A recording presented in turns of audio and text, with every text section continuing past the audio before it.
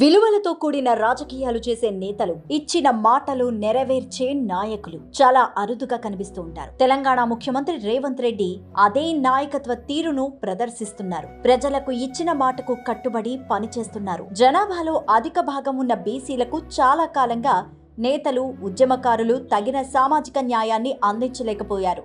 రేవంత్ రెడ్డి మాత్రం ఆ పరిస్థితిలో స్పష్టమైన మార్పు తీసుకొచ్చారు. కుల గణనను విజయవంతంగా నిర్వహించి జనాభాకు తగినట్టుగా ఆ వర్గాలకు రిజర్వేషన్లు కల్పించేందుకు రాష్ట్ర ప్రభుత్వ స్థాయిలో ప్రక్రియను పూర్తి చేశారు. బీసీలకు 42% రిజర్వేషన్లు అన్నది సామాన్యమైన విషయమైతే కాదు. ఎన్నో న్యాయపరమైన సమస్యలు, రాజకీయపరమైన ఒత్తిళ్లు, కులాలు, మతాల ప్రాతిపదికన ఎన్నో సమీకరణాలు ఎదుర్కోవాలి. వీటి కారణంగానే జనాభాలో అత్యధికంగా ఉన్న బీసీలు ఇప్పటి వరకు తమ హక్కులను సాధించుకోలేకపోయారు. గతంలో సమగ్ర కుటుంబ సర్వే కూడా పేపర్లకే పరిమితమైంది తప్ప ఏ మాత్రమూ ప్రయోజనం చేకూర్చలేదు. అంతకుముందు ప్రభుత్వాలు కూడా మాటలే తప్ప బీసీలకు చేసిందేమీ లేదు. కానీ భారత్ జోడో యాత్రలో భాగంగా కాంగ్రెస్ అగ్రనేత, లోక్సభలో ప్రతిపక్ష నాయకుడు అయిన రాహుల్ గాంధీ చెప్పిన ప్రకారం రేవంత్ రెడ్డి రాష్ట్రంలో కులగణన నిర్వహించారు. 1కి 2 సార్లు ప్రజలకు తమ వివరాలు అధికారులకు తెలియజేసే అవకాశాన్ని కల్పించారు. బీసీల జనాభాపై స్పష్టమైన అంచనాకు వచ్చారు.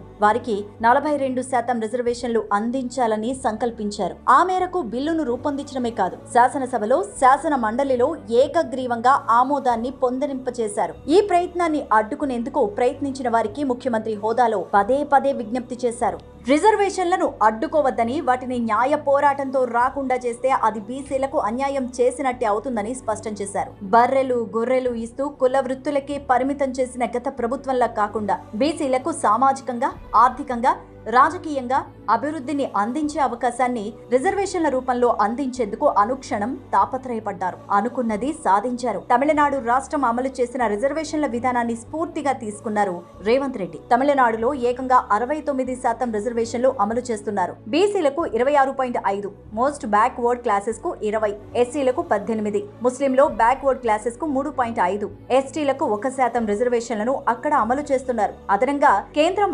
ఆదేశించినట్టుగా అగ్రవర్ణాల్లోని పేదలకు మరో 10% కోటా కూడా ఉంది. ఆ రాష్ట్రంలోని రాజకీయ పార్టీలన్నీ కలిసికట్టుగా శ్రమించాయి. తమిళనాడులో అలా జరిగినప్పుడు మన దగ్గర ఎందుకు సాధించలేమన్న బలమైన ఆలోచనతో కూడిన సంకల్పం రేవంత్ రెడ్డిని మరింత పట్టుదలగా ముందుకు కదిలించింది. ఇప్పుడు బాల్ కేంద్రం కోర్టులో ఉంది. కేంద్రం ఈ బిల్లుకు ఆమోదం తెలిపితే ఆ వర్గాలకు రిజర్వేషన్లు అమలు చేసిన మొట్టమొదటి రాష్ట్రంగా తెలంగాణకు ప్రత్యేక స్థానం దక్కబోతోంది. ఈ విషయాన్ని ముందే గ్రహించిన రేవంత్ రెడ్డి బహుశా తానే తెలంగాణకు చివరి రెడ్డి ముఖ్యమంత్రిని అయ్యినా పర్వాలేదని చెబుతూ ఇచ్చిన మాటను నెరవేర్చుకున్నారు. అందుకే రేవంత్ రెడ్డిని పొలిటికల్ లీడర్ గా కాకుండా పీపుల్స్ లీడర్ గా చూస్తున్నారు తెలంగాణ ప్రజలు.